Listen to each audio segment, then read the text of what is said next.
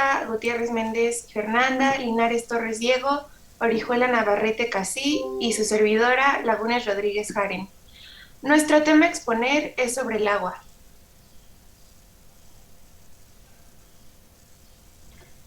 Bueno, el primer punto que vamos a ver son las características moleculares, pero primero hay que saber qué es el agua. Como ya sabemos, pues el agua es la sustancia más abundante en el sistema de los seres vivos y este constituye el 70% o más del peso de la mayoría de los organismos.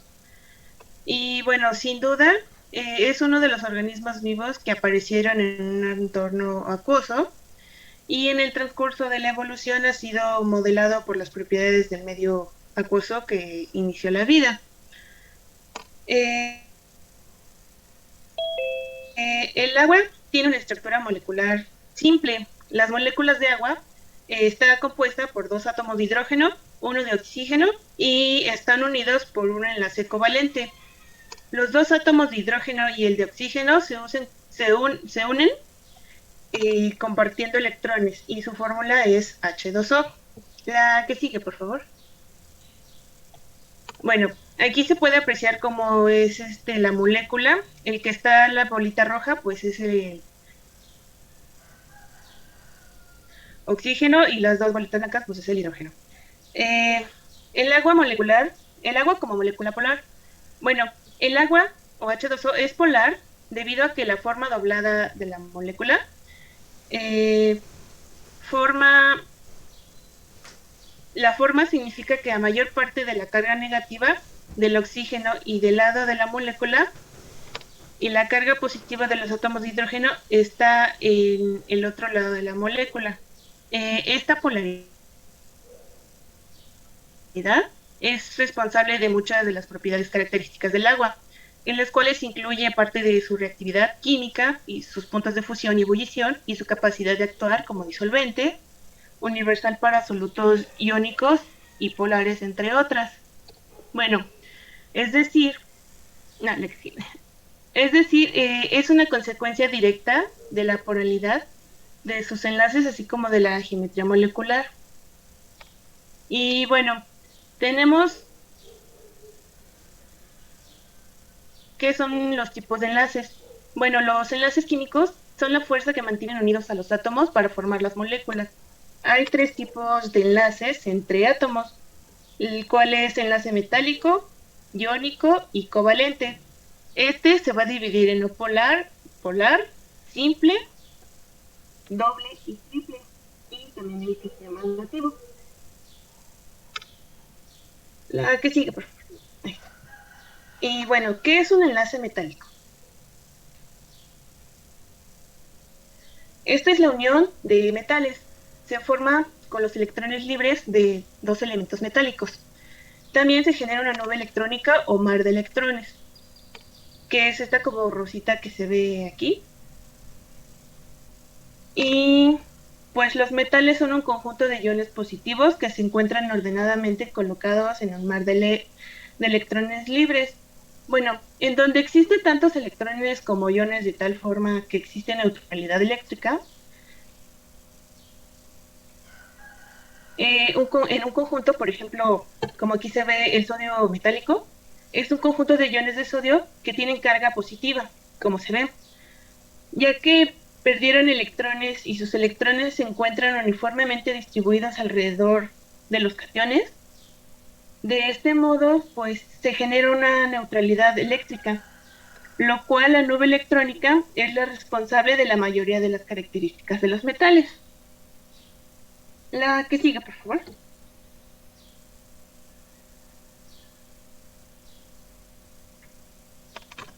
Bueno, también tenemos lo que es enlace iónico, o también se le puede, o es conocido como electrovalente. Este se forma por la atracción de la unión de un anión y un cation, el cual si un átomo pierde electrones, pues se forma un cation positivo, y si un átomo gana electrones, se forma un anión negativo. Y se da por la unión de un metal con un no metal. Y bueno, sabemos que los metales pues son un poco electronegativos, por lo cual pierden electrones y forman cationes. Y los no metales pues son las más electronegativos, por lo que ganan electrones y forman aniones. Bueno, en este enlace ocurre una transferencia de electrones, ya sea que los metales tienen baja electronegatividad y los no metales tienen alta electronegatividad. Y la diferencia electronegativa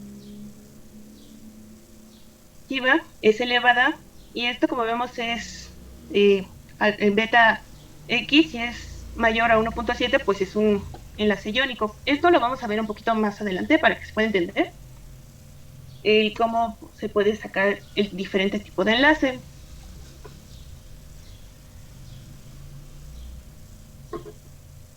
Tenemos lo que es enlace covalente. Estos se dividen en polar y no polar. El enlace covalente no polar también se le llama como apolar o puro. Esta es la unión de dos no metales iguales y tiene una diferencia de electronegatividad igual a 0. Los electrones se comparten por igual, ya sea por... Y eso es lo que nos va a dar la clave.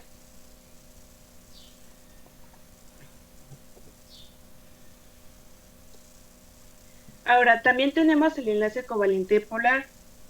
Este se hace entre la unión de dos no metales diferentes. Esa es la diferencia entre el enlace polar y no polar. También que la electronegatividad va de 0.5 a 1.7. Y los electrones se comparten de manera desigual. ¿Esto qué quiere decir? Sin embargo, cuando tenemos una molécula que está formada por dos átomos diferentes, puede ocurrir que uno de ellos atraiga a uno con más fuerza a los electrones del enlace. Así que existe una alta probabilidad de que los electrones compartidos anterior existe que los electrones compartidos pues estén cercanos a este átomo, lo cual que es más atrayente. Esto es debido a que los átomos, al ser diferentes, van a tener una diferencia de electronegatividad. El ejemplo, como se ve aquí en la imagen, tenemos que el cloruro de hidrógeno, el cloro atrae con más fuerza a los electrones que el hidrógeno. Esto es debido a que el cloro es un elemento más electronegativo. Entonces, como uno de los átomos trae más a los electrones, se va a tener un leve exceso de carga eléctrica. Como se ve aquí, que va a tener menos cargas parciales, lo cual significa esta que, como se ve como si fuera una S o una O, es la letra griega delta, ya sea positiva o negativa dependiendo del electrón. Bueno, siendo que el hidrógeno atrae, bueno, el cloro atrae al hidrógeno porque es más grande, se va a tener esta carga negativa en este átomo, que es más electronegativo, y una carga más pequeña, eléctrica positiva, lo que es el hidrógeno. Estas pequeñas cargas eléctricas se conocen como cargas parciales y se representan con la letra griega D, seguido del signo que les corresponde a la carga eléctrica. Este exceso pues es lo que hace que se atraiga el dipolo eléctrico. Es lo que se llama esa como atracción, para que se pueda formar un enlace covalente polar. La que sigue, por favor. Bueno, también tenemos lo que es el enlace covalente polar, coordinado, semipolar o dativo.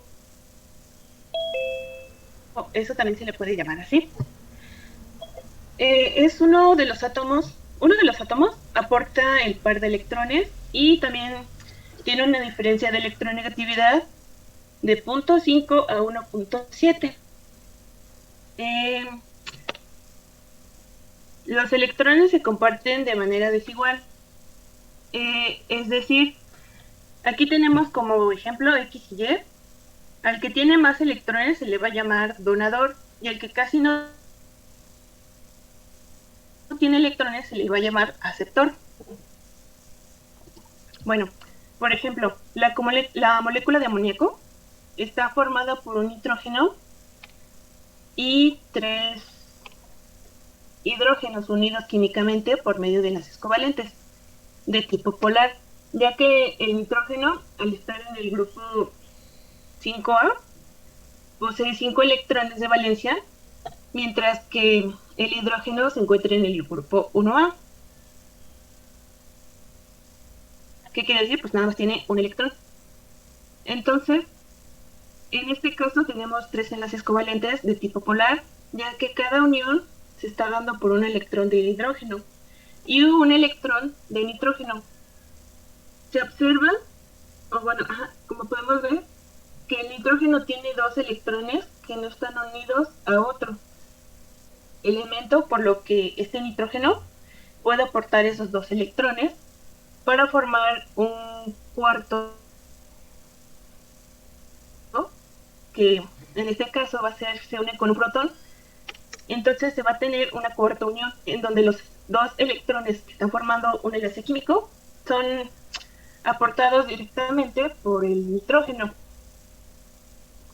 Y con eso se ve que el amonio tiene 3 enlaces covalentes de tipo polar y un enlace de tipo coordinado. La que sigue, por favor.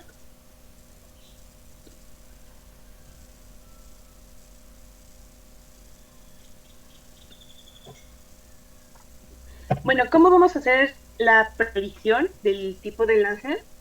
Y bueno, para esto, para poder predecir un tipo de enlace, se utiliza la diferencia de electronegatividades, que es delta X, para saber qué electrón o tipo de enlace es igual a XA menos XB. ¿Qué significa esto? Que si la diferencia es mayor a 1.7 es un enlace iónico, como ya se veía veniendo. Y si la diferencia es de 0.5 a 1.7, el enlace va a ser polar, covalente polar. Y si nuestra diferencia es menor a 0.5, es covalente no polar. Esto debido, bueno, se calcula con los electrones. Dependiendo del enlace que tengas de los átomos, pues ahí es como vas a saber si es iónico, covalente polar o no polar. La que sigue, por favor. Y bueno, aquí tenemos como una pequeña tabla de los tipos de enlaces, ya sea metálico, iónico, covalente, algunas de sus características y algunos ejemplos. La que sigue, por favor. Y los dejo con mi compañero. Ok, pasaremos a ver las propiedades físico-químicas. Como sabemos, la fórmula del agua es H2O, pues esta es una sustancia química que es inorgánica, transparente, insípida, inodora, o sea que no tiene olor, incolora, no tiene color. Pues este es un componente principal para la hidrosfera de la Tierra y los fluidos de todos los organismos vivos conocidos. Esta pues actúa como disolvente, pero este recurso vital no aporta ni calorías ni nutrientes orgánicos. Alguna característica son que la molécula no tiene, bueno, contiene una carga positiva y negativa, contiene minerales y nutrientes de gran valor, tiene un pH neutro que es 7, o sea que no es ácida ni básica. Reacciona con óxidos ácidos, básicos y el metal. Al hacer la unión de agua y sales como resultado se forman los hidratos. Esto nos lleva a ver sus propiedades físico-químicas. La siguiente, por favor.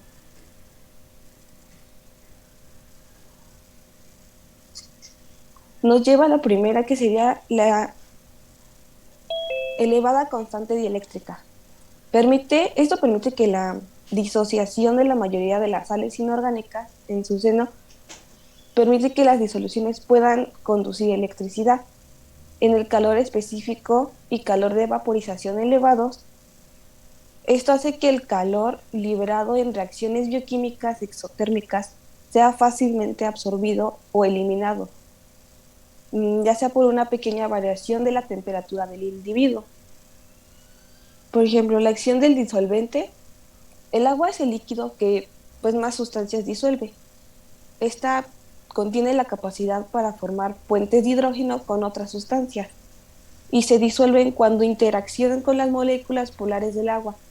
Esta tiene la capacidad de disolver y es la responsable de dos fuentes importantes para los seres vivos, que sería el medio en que transcurren las mayorías de las reacciones del metabolismo, el aporte de nutrientes y la eliminación de desechos que se realizan a través del sistema de transporte acuoso.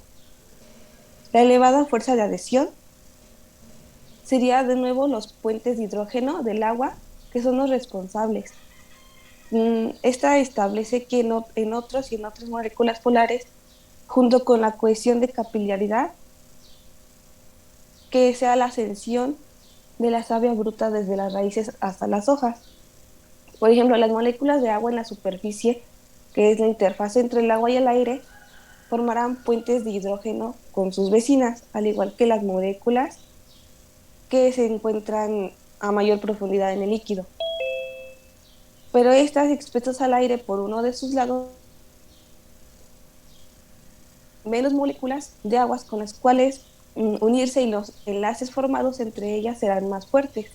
Y la tensión hace que el agua forme pequeñas gotas esféricas y le permite soportar pequeños objetos, como un pedazo de papel, no sé, una aguja, y colocan con cuidado o sea, se colocan en su superficie.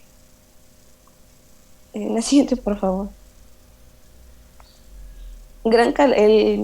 Después seguiría el gran calor específico, pues el agua absorbe grandes cantidades de calor que utiliza en romper puentes de hidrógeno y pues su temperatura desciende más lentamente que la de otros líquidos, a medida que va liberando energía al enfriarse.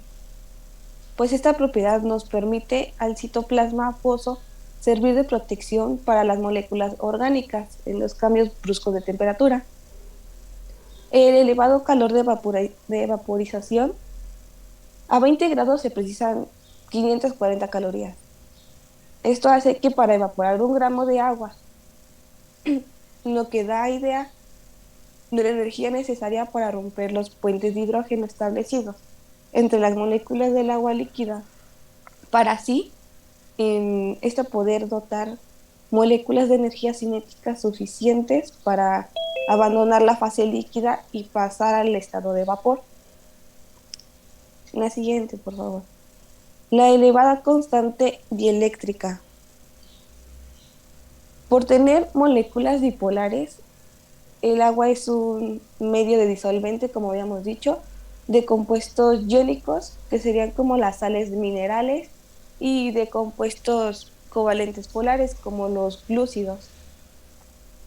Las moléculas de agua, al ser polares, se disponen alrededor de los grupos polares del soluto, llegando a desdoblar compuestos iónicos entre aniones y cationes. Esto hace que queden así rodeados por moléculas de agua y se le llama solvotación iónica. Y seguiríamos con el bajo grado de ionización. Sería de cada 10 de moléculas de agua, solo una se encuentra ionizada. Eso nos permite que la concentración de iones de hidronio y de los iones de hidroxilo sea muy baja, dado que los niveles de hidronio y hidroxilo, si el agua se la dañe un ácido o una base, aunque sea una poca cantidad, estos niveles varían bruscamente. En la siguiente, por favor.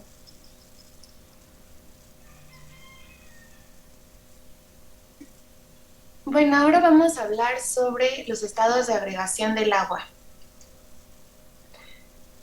Pues el agua va a presentar 3 estados, que son líquido, sólido y gaseoso. Estas 3 formas son en las que el agua puede encontrarse sin que cambie en lo absoluto su composición química, que es H2O. El estado del agua va a depender de la presión a su alrededor y también de la temperatura a la que se encuentre, o sea, dependiendo de las condiciones ambientales. Eh, y bueno, vamos a hablar ahora sobre el estado líquido. Este estado es como el estado natural del agua. Aquí el agua la vamos a encontrar fluida y flexible. En su estado líquido, las partículas del agua se van a hallar juntas. Es por eso que el agua líquida va a presentar una gran flexibilidad y una fluidez. El agua líquida requiere de ciertas condiciones de energía y de presión. A una temperatura entre los 0 y los 100 centígrados y condiciones normales de presión atmosférica, el agua se va a encontrar en líquida. Básicamente el agua la podemos encontrar en los mares, en los lagos, en los ríos, en yacimientos subterráneos y pues cabe destacar que también está contenida en nuestros cuerpos. Ahora vamos a hablar sobre el estado sólido. Este se conoce comúnmente como el hielo y el estado sólido se va a alcanzar siempre y cuando se encuentre en una temperatura de 0 grados centígrados o incluso menos. Algo curioso del agua congelada es que va a ganar volumen frente a su estado líquido. Esto quiere decir que el hielo tiene una menor densidad que el agua.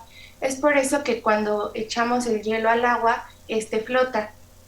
Las características del hielo es que es duro, frágil, también tiene una apariencia transparente que muchas veces se torna en blanquizco o inclusive en azul. Esto va a depender de su pureza y del grosor de sus capas.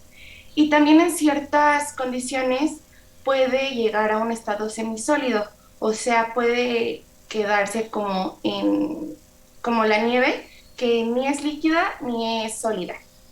Y pues también el agua sólida puede encontrarse en los glaciares, en las cumbres de las montañas, en los suelos congelados y también en los planetas exteriores del sistema solar.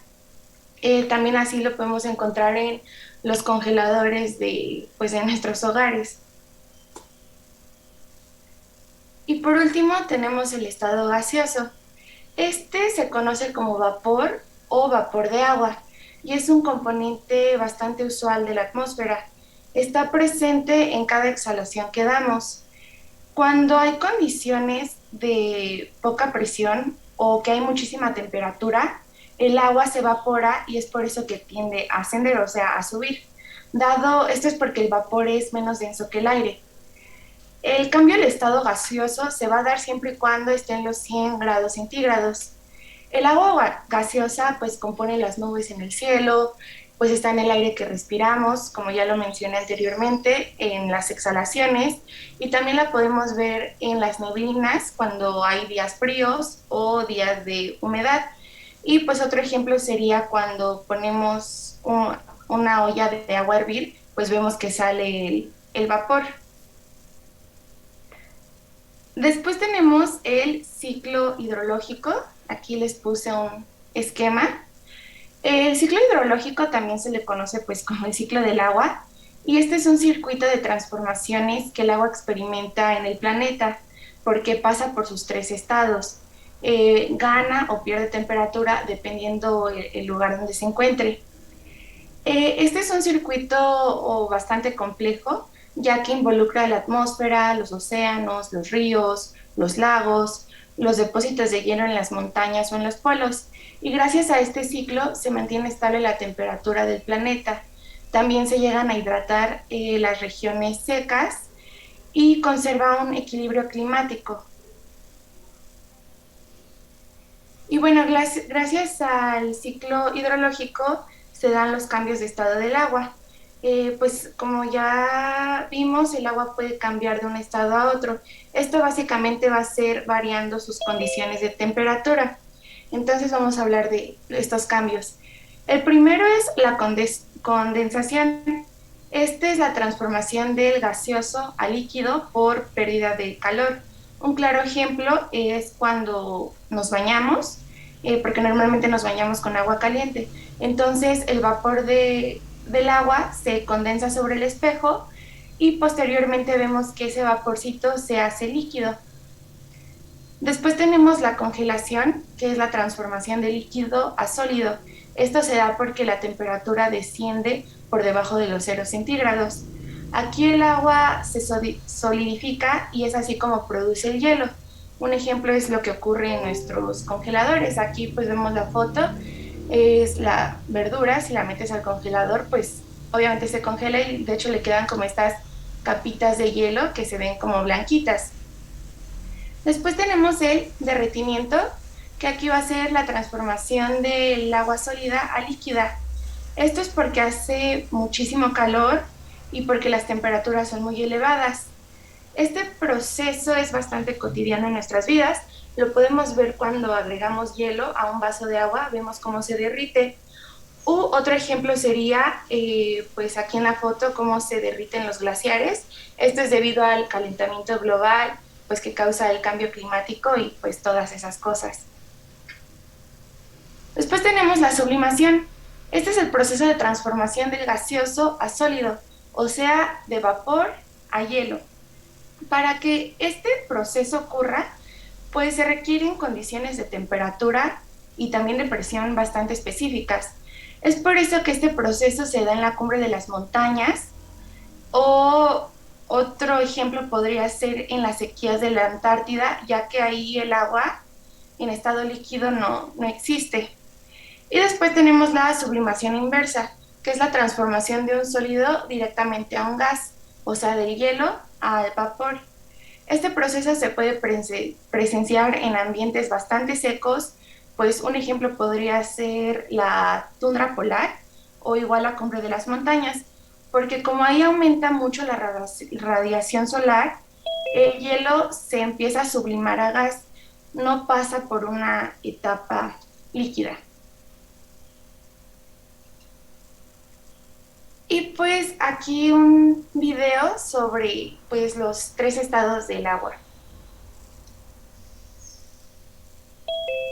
Los estados del agua se hallan presentes en la corteza terrestre y en la atmósfera. La hidrosfera consta de exorbitantes masas de agua líquida, salada en su mayoría, que le confieren a la Tierra su característica superficie azulada, y en sus polos blancos, 2 regiones heladas donde proliferan el hielo en forma de casquetes polares. En lo que respecta a sus vapores, vemos su desarrollo final en el condensado de las nubes, cuando ya se agrupan lo suficiente para reflejar la luz del sol en sus típicos colores blanquecinos. Las nubes, coloides gaseosos, liberan su contenido de agua ocasionando las lluvias o precipitaciones, o se congela en diminutos cristales que caen como nieve. Cuando los vapores de agua se enfrían a bajas altitudes, recubren los objetos o superficies de escarcha, la cual parece nieve pero más brillante y cristalina. Por otro lado, en la neblina o niebla se combinan las partículas de agua en más de un estado, pues consisten de coloides menos densos que empañan y emblanquecen la visión de los espectadores. De todos sus estados físicos, el más importante es el líquido, ya que compone gran parte de nuestro cuerpo y de todos los organismos vivos. Veamos cuáles son los 3 estados del agua. El primer estado del agua es el sólido. Como sólido, el agua puede encontrarse como hielo, nieve o escarcha.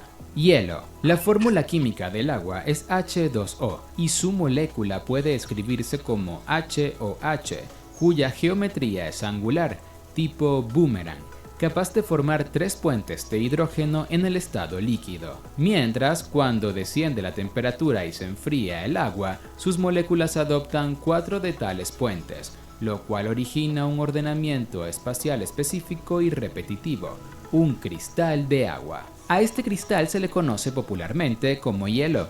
El hielo es pues entonces el estado sólido del agua. Ejemplos de hielo los tenemos en los cubos de las bebidas, en las botellas de agua que se congelan dentro del refrigerador, en las superficies de las piscinas o fuentes expuestas al invierno o en las moles de los glaciares. El hielo puede presentarse como bloques incoloros, pero puede tornarse blanquecinos dependiendo de sus impurezas o contenido de aire ocluido. Asimismo, puede mostrar tonalidades azuladas pálidas, las cuales representan el modo más natural en cómo la luz interacciona con sus cristales. Es así que el agua no es del todo incolora o cristalina.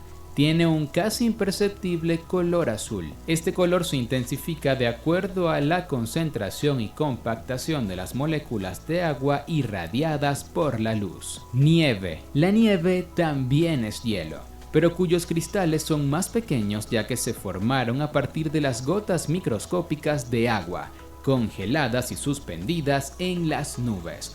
Estos cristales o copos de nieve se aglomeran, caen al vacío y terminan asentando un sólido polvoriento y blanco sobre las superficies. Ahora bien, la morfología de la nieve y sus tipos escapa al ámbito meteorológico. Escarcha. La escarcha también es otra de las manifestaciones de hielo más conocidas y admiradas. A diferencia de la nieve, sus cristales se originan a bajas altitudes, producto de la deposición de los vapores de agua sobre las superficies frías. Los primeros cristales sirven como núcleos para los segundos, y así sucesivamente hasta que se forman patrones escamosos o erizados. El segundo estado del agua es el líquido. El agua líquida es la más común en la Tierra, aunque no puede afirmarse lo mismo en otros planetas. La vemos en las costas en sus efervescentes olas, y más allá en el horizonte azulado con sus crestas ondulantes. Los exorbitantes volúmenes de los océanos permiten que exhiban colores azules, cada vez más oscuros mientras se desciende a mayores profundidades donde la luz se dispersa completamente y sus rayos no alcanzan a iluminar nada. El agua dulce es el líquido que sustenta todas las formas de vida, pues sus moléculas se hallan contenidas dentro y fuera de las células. Los estados energéticos de las moléculas de agua en el líquido son más aleatorios y heterogéneos que los encontrados en el hielo. Se crean y rompen puentes de hidrógeno constantemente, debido a que las moléculas del agua líquida se desplazan de un lado a otro. Del agua líquida se estudia la existencia de regiones de bajas y altas densidades, es decir, zonas del líquido donde las moléculas se hallan más agrupadas que en otras. Incluso se habla del agua vítrea y superviscosa como transiciones de fase líquida bajo altas presiones. El tercer estado del agua es el gaseoso.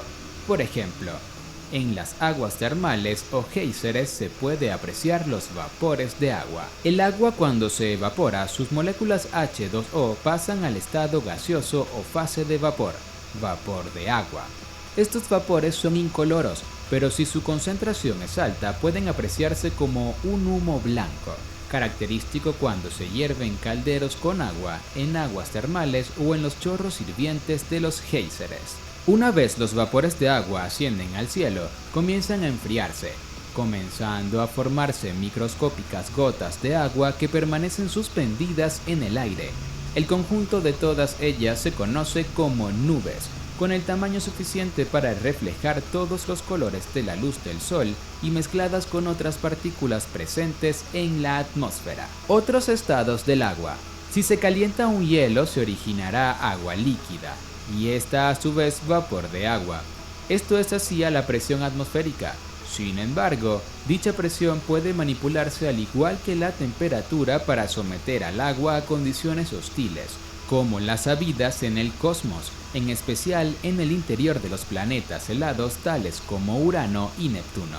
El agua bajo presiones, en el orden de cientos de GPa, y temperaturas abrumadoras, miles de grados Celsius, adquiere estados físicos cuyas características dejan de coincidir con el hielo convencional y